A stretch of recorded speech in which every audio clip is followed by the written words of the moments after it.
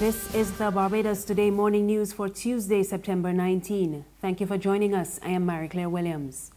Dominica took a battering from the powerful Hurricane Maria last night. Strong winds and heavy rain from the Category 5 storm pounded the island just over 2 years after it was devastated by Tropical Storm Erica.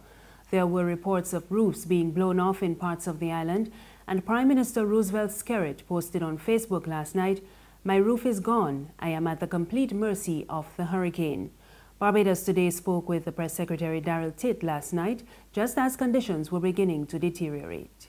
The wind and rain has intensified. It has been raining all day since about 11 o'clock persistently, but the wind has intensified now, and the wind is now howling, and you can hear it moving in the atmosphere.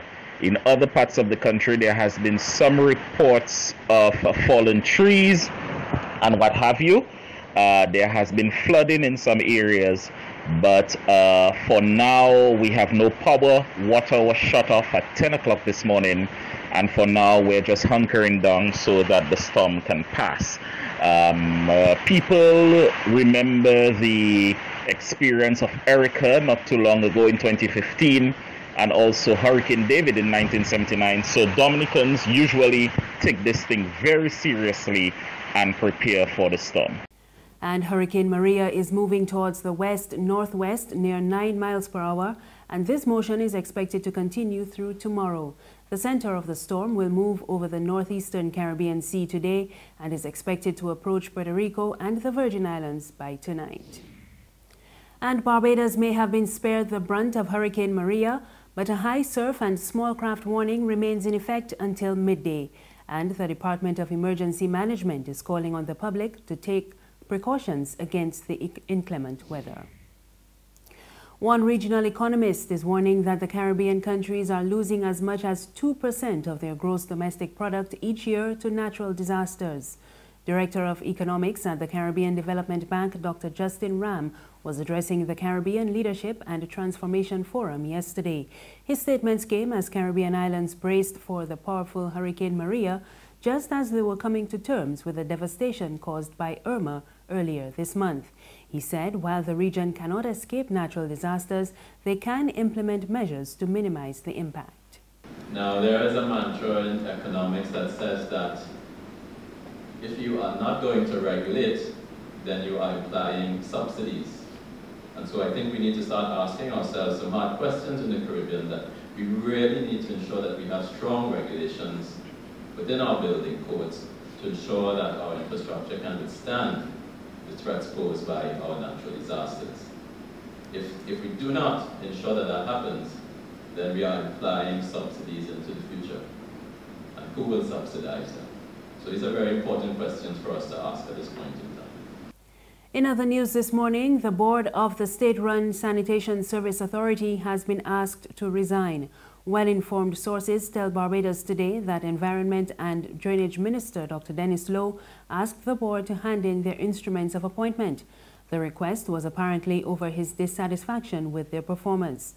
However, it is understood that the matter has not yet been discussed by Cabinet, and the board remains in place, at least for the time being.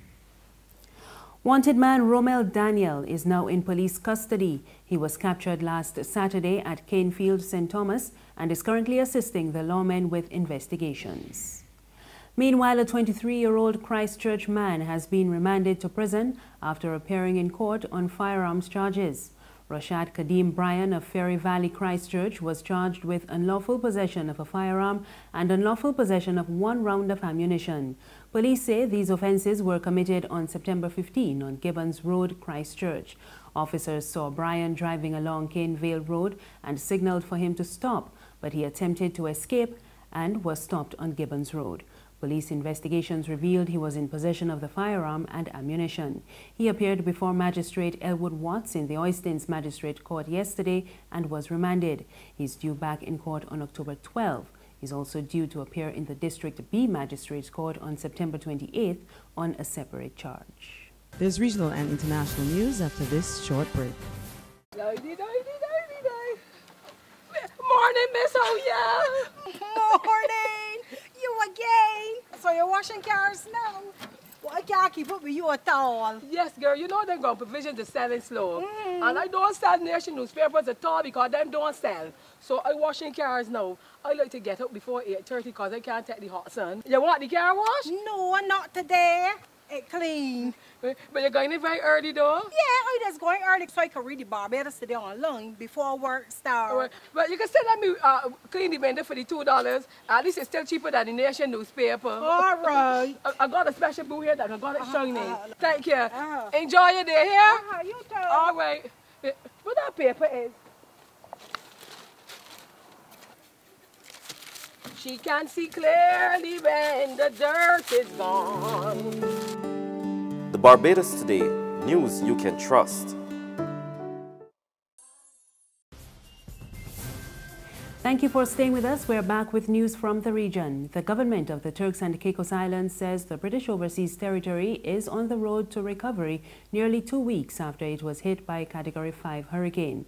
Premier Charlene Cartwright Robinson told a visiting delegation headed by CARICOM Chairman and Grenada's Prime Minister Dr. Keith Mitchell that the Turks and Caicos Islands are open for business as life is slowly returning to normal.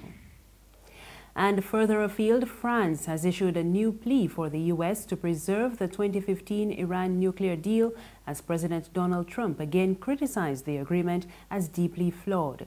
The pact between Tehran and 6 world powers calls for Iran to curb its nuclear program in return for relief from economic sanctions.